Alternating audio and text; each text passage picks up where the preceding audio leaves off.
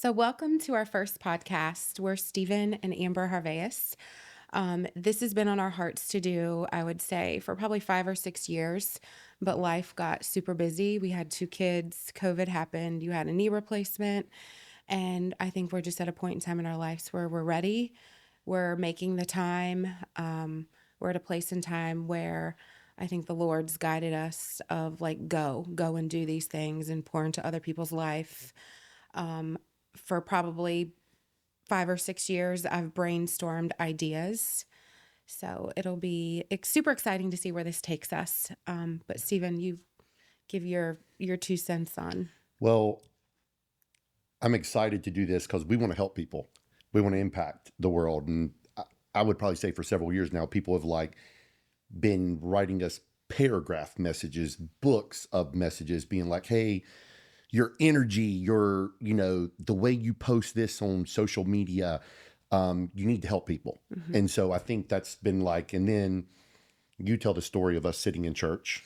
Yeah. So one Sunday, I've just been asking the Holy Spirit and the Lord to guide us. And we were sitting in church and I was just praying and knowing we wanted to do a podcast. We want to speak. I would eventually love to write a book. We were just talking, internally at home about these things. And then one Sunday, I was very intentional about praying for these things. And we went home, and within an hour of getting home, a close friend of ours who we've seen really just grow up, super strong in his faith, just moved to Texas, really to start a church there, messaged me. And he said, hey, I've been praying for you and Steven. And the Lord told me, you guys need to do a podcast. And that to me was reassurance, this is God's plan. And even though it's scary and we don't know what to call it, we just have to do it. And I think that's, if somebody were to ask us, why are we successful? It's just because we're doers. Mm-hmm. We've never saw the full blueprint of how to do it. We've never been strategic. Mm-hmm. We've just learned as we went. We've followed our hearts. We've poured into others. We've pushed each other. We've battled each other. We've had a lot of hardships, personally, professionally, financially, life, children, all the things have been, brought us to where we're at today. I've personally been on a healing journey for the past year or so, which to me has probably gotten me to this place of I am ready now. And I feel like I am capable or more capable of helping other people. Through my healing journey, I've realized if you're not healed, you truly can't help people to the full capacity of what you could if you were healed. And the amount of what I would say knowledge and life experiences that I've gained over the last 2 years have prepared me for this moment. And I'm more ready now than I would have been if we would have started it 5 years ago. Well, I think fear of judgment really impacted us for many years, of that feeling of I can't drive this car because my little town's going to judge me. I can't show certain things on social media. We can't show certain things about our faith on social media. Or, hey, I just done this big sale. Oh, we can't post that either. They're going to judge us. And I think we're at our point in our life now. We're in our 40s. We are not paralyzed by the fear of judgment, I told somebody this the other day. I said, hey, for every person, 1 out of 100 that's against me, I'm getting 99 other people that I'm impacting and things like that for a better cause, a better purpose, more impact in their life. To me, that's why we're doing this, even though I'm going to be very honest, we don't know what the hell we're doing. We spent a lot of money on all this setup, and we're just like all my businesses. I don't think I had the blueprint at all of how to open a gym. I don't think Amber knew how to become one of the top agents. Which is what she said. We're grinders. We're the people. Quit is not an option. Failure is not an option. I tell everybody, what makes you different? Or if a young man approaches me or woman and says, Steven, how do I become successful? I'm like, you can't quit no matter what. You have to believe in yourself. And so I think for us, we've always done what we love and followed our heart and just worked really hard at it. And I think sometimes people get very lost and they do what they think they're supposed to do. We've always done what we've loved and figured it out. Mm-hmm. And I think that's the beauty of it all. And I think one thing we heard when we were in Idaho, one of the speakers said, get over yourself. This is not a look at me. And when we say it's a look at me, that's coming from a sense of like insecurity and pride. When you get your mind off of yourself, and this is basically what you just said, when you get your mind off of yourself and you're 100% just focused on pouring into other people, regardless of what the world thinks, regardless of the judgment that's going to come your way, the more we've stepped out into that, the more people we've actually helped. And it's no longer a look at me, I'm successful. It's I can help you. Come along with me. Let me share all the struggles we've faced. Let me share all the hardships with you. Let me help you get past yourself. I think we all know we're entrepreneurs, but you're only going to succeed at the level of your own personal inner development and growth. And I think for a long time, I know you're going to agree with me in this, but for a long time, you and I just had our heads down and carried all the weight on our shoulders. And we did not rely on our faith as much as we should have. And it was much harder and much heavier. Where now I feel like we've plugged into our church trailhead. We've really connected even deeper soulfully and spiritually as a couple. And we've taken that wisdom and knowledge and brought it back into our businesses and spoke it over people. And it's been amazing to see like the people that have came into our lives because of it. And it's, I would say at least once or twice a week, you and I call each other like, you will never believe who came into my business today and just spoke over us. And it just, well, I'm going to cry now, but it's like, break us into tears because it's just like amazing how God can work when you rely on him. And for so long, I think we were trying to carry stuff ourselves. And that's what kept us paralyzed in helping people. And we've realized like the more vulnerable we get and the more real we are, and the more that we share, and really the more that we seek God's wisdom and ask him for things, like he brings it. And it's amazing to see. And if we can take this message and impact people's lives in ways we could have never imagined, and I always say this, and you do too, like you do much more than just selling gym equipment. I do much more than just selling real estate. But we can only do it one person at a time the way that we're currently doing it. But if we're able to get on, social media more, if we're able to do this podcast more, like we can reach millions of people. And I think, and I've We're talked going to about, reach we're millions going of to reach people. millions of people. You have to speak it into existence. Yep. And the world is paralyzed of, like I said earlier, the fear of judgment.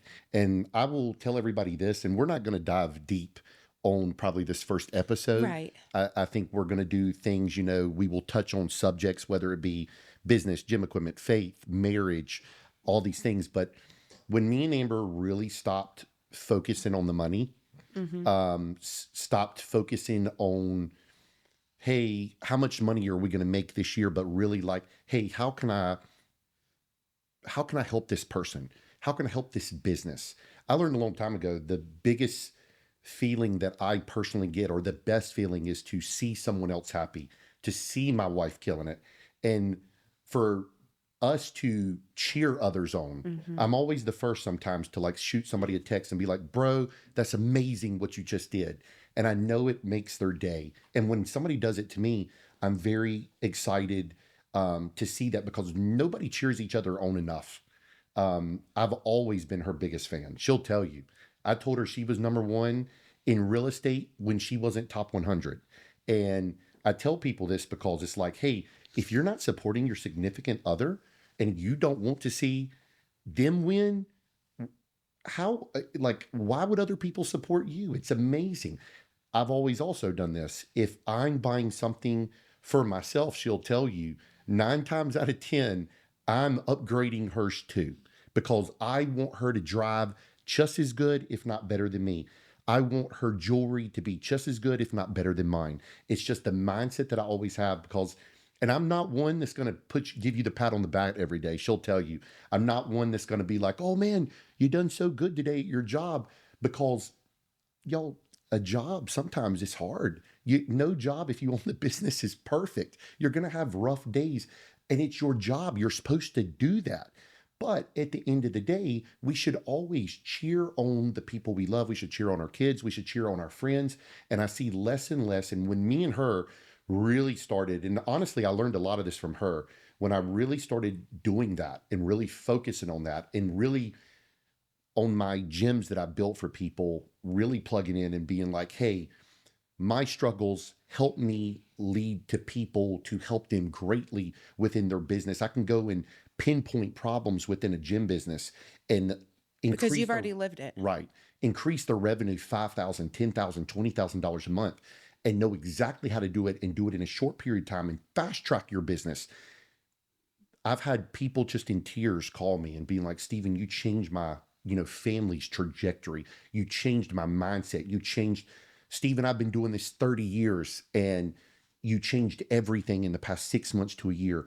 That's why I do it. Mm-hmm. I don't, and just so everybody knows, I don't get paid a dime on the back end of helping someone. I just sell them the equipment and give them the blueprint of how to do it. I call somebody like myself the mom and pop corporate killers. We are getting put out, whether it's the restaurant business, the gym business, all these people getting taken over by corporate American. Don't get me wrong, I love some corporate America, but at the end of the day, it's hard for the single real estate agent, the gym equipment guy that wasn't supposed to exist, that got made fun of his whole life for why are you selling old rusty junk? And we'll dive deep into that, but I think overall, the dynamic that we're going to bring together, and I get asked this all the time, like, how do you guys do it all? How do you have successful businesses, a good marriage, strong in your faith, present in your children's life? And I think two words it comes down to is no matter what we're doing, we're disciplined and consistent in it. And we are each other's biggest cheerleaders. We're each other's highest accountability partners. We come from very different childhoods. I come from like corporate America, sweep everything under the rug. You come from like Greek entrepreneur, passionate people that are going to talk about it and figure it out. yell in your face. Yeah. And we'll hash it out. And 5 minutes later, we'll hug and kiss and love each other. When I first met Amber, if I even raised my voice, she would say, why are you yelling at me?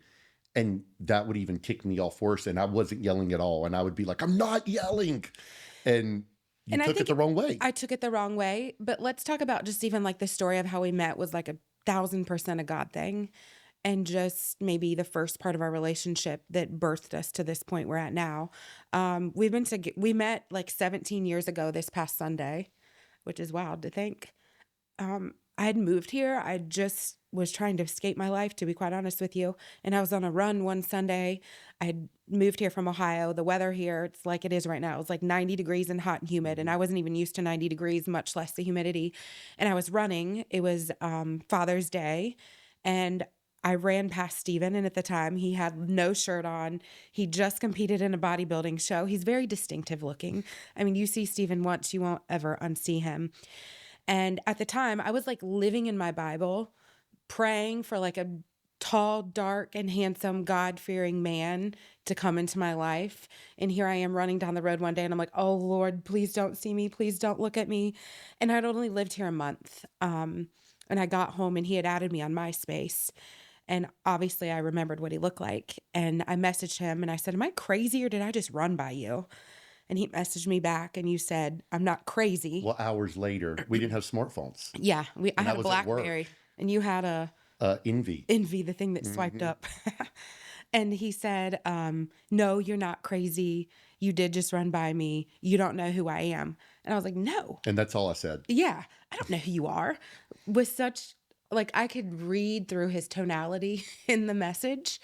And from that point, we messaged each other back and forth. And I was just finally like, are we ever going to meet? Are we ever going to talk and like see each other? Because he literally lived around the corner from me. So we did meet. We obviously, here we are. But we were so broken. God, that first year was horrible. He came from like he was living a different life than I was. I was like trying to get my life together. I was very protective over myself. I listened to Joyce Meyer every single morning and Joel Osteen every single day. I was in my Bible. I was moving here to heal myself. I moved with my dad to heal myself from my dad. I was trying to get my business going. The market, if anybody knows real estate, in 08 and 09, it was horrible. It was just one struggle after another struggle after another struggle, and he was a struggle. And then you meet me. Yeah. And I just had this like God wisdom over my life of like, this joker needs you more than you need him. And I even remember like the first year of our relationship, I gave you this journal with all these Bible verses written in it. And I'm sure you probably thought like, this chick is crazy. I just wasn't ready. And, to go back a little bit, I was in the nightclub business, bartending, security. I'm in 50 some $1,000s of credit card debt, just starting my business. My gyms are not making money. I'm not at all. I just gotten out of a relationship. So when I met her, I was seeing someone kind of, but like I was not technically dating anyone. There were girls everywhere. Let's be real. He was 22 years 23. old Yeah. and owned a nightclub. A gym. Tall, dark, and handsome, owned a gym. I mean, he had all the things going for him. It was crazy because at that point in time, I was like running 5 or 6 miles a day and working out. And I had actually went to Village Grill to pick up food one day. And I was like, oh, there's this private training studio over there. And, when you're younger, you don't realize the body you have. And when you're older, you're like, why did I not appreciate that body more? But I was intimidated to walk into his gym. And it was my gym. And it was his gym. It was his gym. I mean, I still remember like vividly the graphics on the windows walking by, and it said personal training studio. And I think that's maybe what triggered me a little bit not to go in there. But it's like, that was almost a seed that I should have paid attention to a little bit more. But it was wild because I even actually saw his dad down at the pool talking about a story about Steven. I'm not going to go into details of it. But then I like met Steven and then I put the dots together. Like that was his dad at the pool. His dad lived in the neighborhood. His mom and dad lived in the neighborhood while they were building their house. He lived there and I did too. And Steven's mom actually thought I was married to my dad and was like, Steven, that woman has a husband. Yeah. But it's amazing to see just how we've stuck together even in our relationship. We've had hardships in our relationship, hardships in our business. Well, hang on. At the time, I'm literally, when I did first meet her and stuff like that, I didn't touch her. And I also, once we did start really seeing each other, and I always pick around that she was obsessed with me because she would come over every day and we worked a lot of hours. I didn't know anybody else here but you. There was no distractions. But I would after, a few months in, I would be like, literally, tell her probably every other week, like, listen, I'm probably bad for you. You don't need me. I'm probably not the guy for you. Because in my mind, I was like, I think looking back, I didn't want to hurt anyone. And I had felt a way of hurting girls, which that was not what I intentionally wanted to do. So I knew she was a good girl, but I didn't want to hurt her. So it was, I think, just young, stupid. I had this financial responsibility for my businesses that like, I felt like all the pressure on me to provide for the family, which was super difficult. And I'm in debt up to my eyeballs, working 100 hours a week, just trying to make it. She'll tell you, we were literally taking, all the power bills, $342. Okay, we're not going to pay this bill today. Run this down to Duke Power where you can actually go and pay cash. Things were very hard. There was a lot of outside distractions and financials that were in both of our life. Amber had credit card debt too, school debt. So we're both in just a very, very bad place. But like, it's a blessing we met each other. But like them first few years, it's shocking we're still together. Yeah. It was just hard, but it served us well. Mm-hmm. I think sometimes when you're going through those hardships, you don't realize like it's preparing you for the future that's coming. Because if we wouldn't have weathered that storm, we wouldn't be here today. And I think that's where so much of our like purpose and drive and ambition come from wanting to create this is we know that there's other people walking through that storm right now. And I think we deal with a lot of people, right? You're in my business and in your business and in my business. A lot of people just give up. Mm-hmm. And they miss out on the beauty of what's to come. And those hardships, I mean, you even had somebody in your office yesterday. Those hardships that people weather together make them stronger. Well, one thing we learned in Idaho, everyone has a story. Everybody. Everyone has a past. I am not the same person I was from 20 to almost 41. No. And I tell everybody, it's like, I look back, I used to be ashamed of some of the things that happened to me, or I said, why me? Why did that happen to me? But everything that's happened for a reason made me the man I am today. I always tell everybody I'm faithful in my marriage, all these things that I've seen. Maybe if I wasn't that from 18 to 22, wild, crazy Steven, um, I would not be the husband, the father. I can tell everybody right now, I would not be the father I am today if I would have had my children in those years. I would have 100% worked 100 hours a week, paid for everything provided. That was my mindset. But I wouldn't have been present. I wouldn't have been probably in tune more spiritually. Yeah. God knows what I would have been teaching my kids. But at the end of the day, I'm like, all the moments, a lot of people judge now our chapter 17 on their chapter 2, their chapter 3, from their finances to everything. Guys, it takes work. It takes a lot of work. In every aspect of life. Yeah. Like our relationship is work, but we're intentional about it. We know when we're like off or in a funk, or we know when we need to, we do live busy lives. And during the week we don't get a lot of connection time. It's normally over dinner. We all eat dinner at the dinner table. And it's when we get in bed at 10 o'clock at night. But I'm like, and Literally. he's more of a night owl because I get up at 4:30 or 5 in the morning.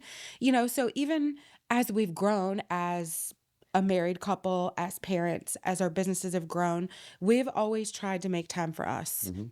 And no matter what aspect of life you're focused on right now, whether it's being a better parent, being a better business owner, being a better spouse, working on yourself spiritually, working on your physical self, it all takes work And discipline. and discipline and consistency. Mhm. And we're huge believers, and this is where you push me a little bit more. I can naturally free float a little bit more and be okay. Praise God, because you're way more rigid than me. If your schedule is off a little bit, Yeah. it's like a bomb went off in your life. I'm just super regimented. One of us has to be not regimented, right? We have a lot of very similar strengths. But then I book a trip like 2 hours before. But I also know that I have to bring my trauma would make me lead with my masculine energy, where his masculine energy, when he's around me, I've learned to tap into my feminine energy more, which means like I do have to be, a lot of people ask me, well, how do you run this business? But then you come home and you cook, clean, do laundry, be submissive to your husband. And it's because I know that's what I'm supposed to do. And I think that's where a lot of women and men go wrong is biblically it says like you are to be the man and lead with masculine energy and be the provider and the protector. Like you lean into that. A woman's masculine energy when triggered makes her lean into that, which then at home makes the dynamic be off. Where a lot of people ask me, how do you do all these things? But then you go home and do these things. It's because I want to tap into my feminine energy. I want him to feel like he's the provider and the protector. I want to empower him. And I know that his love language is physical touch and words of affirmation. But he also needs, like, if I didn't make breakfast for you or make your meals for you every day, you wouldn't feel supported, right? So I think as a couple, we've learned how to work together while also living very big lives outside the home. But I also push her to still run the big business, to Yeah. still make her money, to still do Yeah, this. you don't hold me back. I've told her for years, first of all, Amber does not have to work. But I truly feel like everyone, whether you're working for a paycheck or not, needs to do something, needs to do work for purpose and for that drive and the reason we get up every day. It makes you a better wife or husband if you have a purpose Absolutely. outside of the home. Minus regardless of the money. If you went and donated your time at the food pantry 3 days a week, that is purpose. And so I think people really miss the boat on, why I'm getting up, or if the husband is the breadwinner of the house and he's not, his wife is not fulfilled inside, there's going to be a void at home, in my opinion. And also there's going to be a lack of connection because she's not going to relate to him and he's not going to relate to Right. her. I knew like when I was in my childbearing years and I was working at home with 2 kids, I was missing something. And it got me probably a little bit like postpartum depressed. My hormones were all over the place. You saw it but you're also a husband that I can come to and be like, I'm off. Mm-hmm. I don't want to feel like this anymore. And you're going to help me figure it out. Mm-hmm. Where I think sometimes people don't even have that connection inside, or they're afraid to tell their husband. If you can't talk to your husband and he can't talk to you and put the truth out all on the table, you're inviting dysfunction into the Well, that's relationship. communication. 1,000%. And so when me and Amber first met, I think there was a big divide in the way we were raised of the communication. And you would definitely agree. 1,000%. She was raised, and I was like, y'all come from the Partridge family. My parents They didn't yell. There was trauma. There was dysfunction. My parents were 18, 19 years old when they had me. They were young. Sure. I love them for weathering the storm of all of that. There was abusive verbally and physical stuff, but it's all my dad saw, and I've forgiven him for all that. But my parents did sit us down after the chaos happened, and they would talk to us. But so much damage had already happened that we were fearful in that moment. Mm-hmm. You saw it.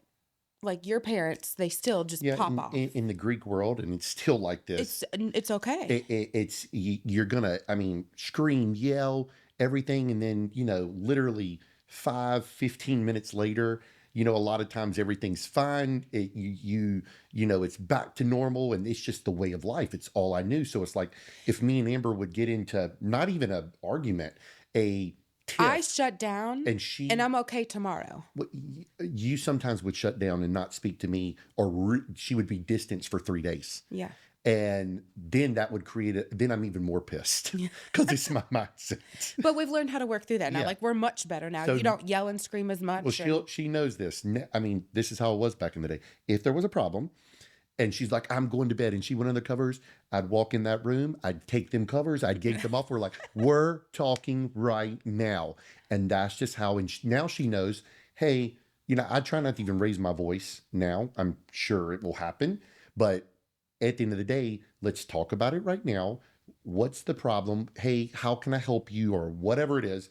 And then let's be over it, because when you bottle that stuff up, and you've read and heard this many times, and it just keeps getting pushed down, men and women explode. Well, it's usually not even the reason that makes you explode that you're frustrated with in the first place. Sure. It's a lack of meeting each other's needs or understanding one another. And even me as a mom now, I've been more intentional because we're wired different. And I understand that. And it's okay. Like last week, I said, you need to go get your son. It would be very important to him. Like you do have to call each other out sometimes and be like, Joker, you need to slow your roll. Mm-hmm. And you need to pay attention. And your son wants you to go pick him up right now. Go pick him up.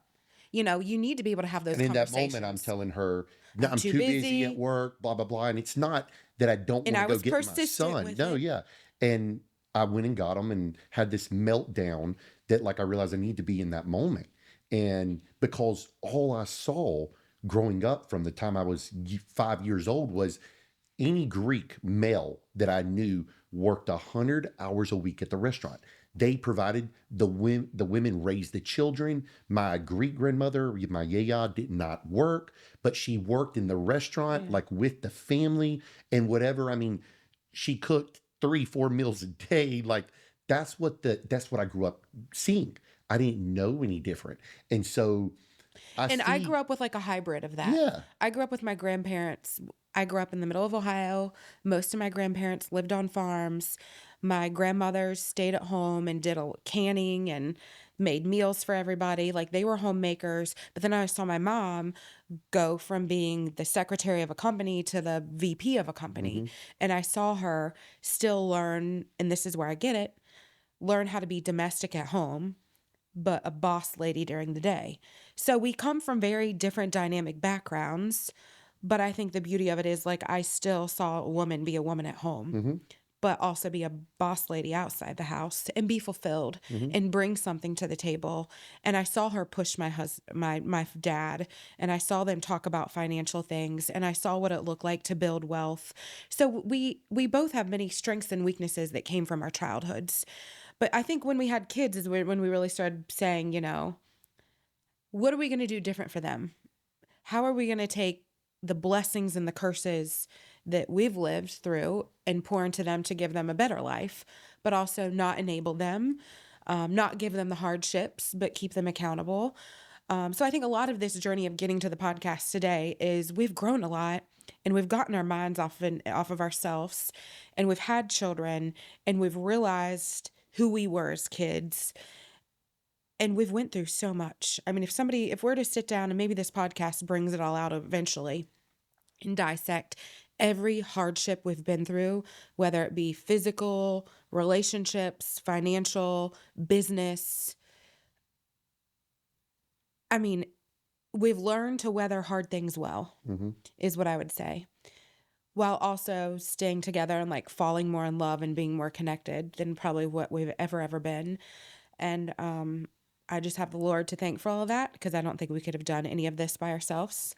And it's a beautiful thing. We're just at like a beautiful place in life, and we want to help people, and that's our hearts. I know for Steven and I both, when we can help either our clients, or recently I helped a girl on our team buy her first home by herself and a new car by herself. I was like in tears when it happened. And like, that's what we want to do. We want to help people like break the generational curses, help them face their truth of who they are inside and what's holding them back, and move past that. And I think every week, or whatever it's going to look like on this podcast, if we're able to be real, be vulnerable, bring somebody else in, and talk about all of these topics as a couple or as individuals, I think we're just going to move mountains. Well, and I think that also we're going to talk about a lot, because I get asked all the time, business questions, all these things. I think the next episode, we should talk about what it's like that when you get to our level, the shunning you have upon you, the people rooting against you, we're always wanting others to win, but we have now almost been sheltered from other people that don't even speak to us anymore. Maybe they feel like, oh, well, we can't talk to him. They hang out with celebrities. I've heard that. Oh, I saw y'all were here. It's amazing how you will be judged now. And by the success in the by the success, yet we're still the same Steven and Amber we were 20 years ago. And the crazy part is, when you meet high level people, they're just like us. They're and you talk to them and they say their circle's this big. And the sad part about life is, we prayed for these moments of like to meet successful people, to build big businesses. And sometimes we feel we're loved more by outside people in other states than we are from some of our friends from childhood. And we get it in a sense. People can't fathom or understand, like, hey, I've heard this before. What kind of secret sauce does Amber have in real estate? What is she doing? Like the secrets. I'm here to tell everybody there is no secrets in business. Well, people just see the surface level at all. Right. They see the social media level of all. So I hope this podcast helps us build that bridge of like, this is what it's really like. We have the same struggles you do. We've went through so much hard stuff and overcome it. And you can too. I think people that are jealous or envious or whatever, hateful, that's a trigger inside of them. And I was there at one point in time. Sure. And one thing that changed my life was this: the people that are triggering you are actually the people you need to be in the rooms with, because they have something you want. And what we have found, and you've pushed me and I've pushed you, when you can get into the rooms with the people that you want to be like, or you strive to know, and you actually sit down and have conversations with them, that is instantly broken. When you can walk in that room and develop a relationship and get uncomfortable and bold and courageously go up to somebody, you will be surprised the wisdom that they speak over your life. Okay. And that's how you break chains with yourself. And that's how you step into your next level. You're triggered right now because you want to get uncomfortable, but you're afraid to get uncomfortable. And I want to tell everybody this: we're uncomfortable. Yeah, we're pushing ourselves to be uncomfortable right now. Yeah. And so I think this is growth. This is the reality. I think we should stop right there. Okay. We're going to go into episode 2, talking about more of the fear of judgments, the success that leads to the hatred, the jealousy, and a lot of things wrapped up with what we deal with on a daily basis, monthly basis, because guys, it is hard when you get to a certain point But if in you're focused business. on that, you're doing it for the wrong thing. 100%. If you enjoyed this episode, please subscribe to our podcast. We made a huge investment to do this. We're doing it just the Lord told us to. So we would love to keep this going. Please drop any topics that you would like in the comments below, and we'll see you on the next one.